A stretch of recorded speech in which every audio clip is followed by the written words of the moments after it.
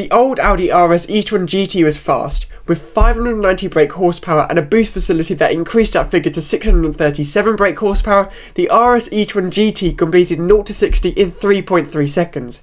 However, when little hatchbacks such as the Hyundai 985N can do the sprint in just 3.4 seconds, Audi's got to up the game a little bit further, and that's why the new RS E-Tron GT comes equipped with 845 brake horsepower, while there's a new top-of-the-range model dubbed the RS E-Tron GT Performance that has 912 brake horsepower, and that makes for a staggering 0 to 60 time of 2.5 seconds. All E-Tron GTs from the 670 brake horsepower S trim all the way to the RS Performance benefit from upgraded motors on the front and rear axles.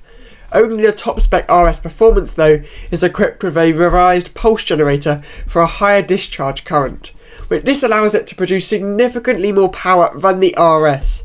Power delivery is also said to be improved by a new drive shaft. I'll put all the specs side by side so it's easy to make the comparisons. Improvements also extend to the batteries. The capacity is increased from 87 kWh to 97 kWh. Optimising the cooling plate has allowed for a 12% increase in capacity too. Despite these changes though, the batteries are still lighter than the old batteries, and the amount of energy gained from the regenerative braking has increased from 290 to 400 kilowatts. Charging speeds have, you guessed it, also been upgraded by 50 kilowatts to 320 kilowatts. This means a 10 to 80% top up takes just 18 minutes. If the infrastructure is there though, in the UK it most likely isn't. There is no information on the total range, and that's probably because it isn't too impressive. The old E-Tron GT wasn't the best in the world when it comes to range.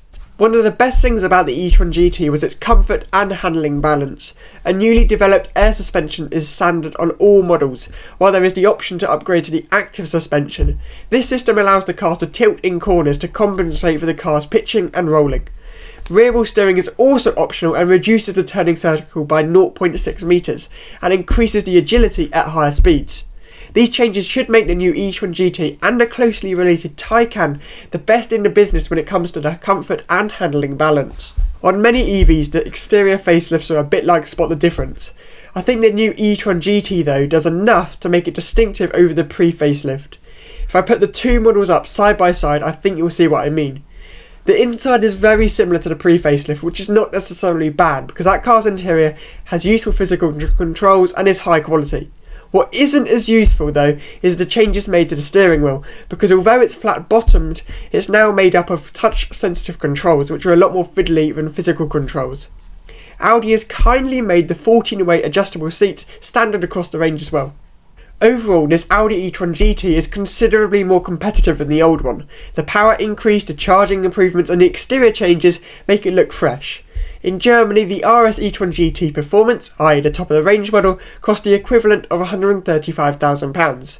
And to be perfectly honest, I think that's a lot of car for the money, when you consider BMW i5s are scarily close to that price and don't offer anywhere near as much power as this Audi. Plus, they're not quite in the same league as this Audi as well. Anyway, thanks for watching and see you in the next upload.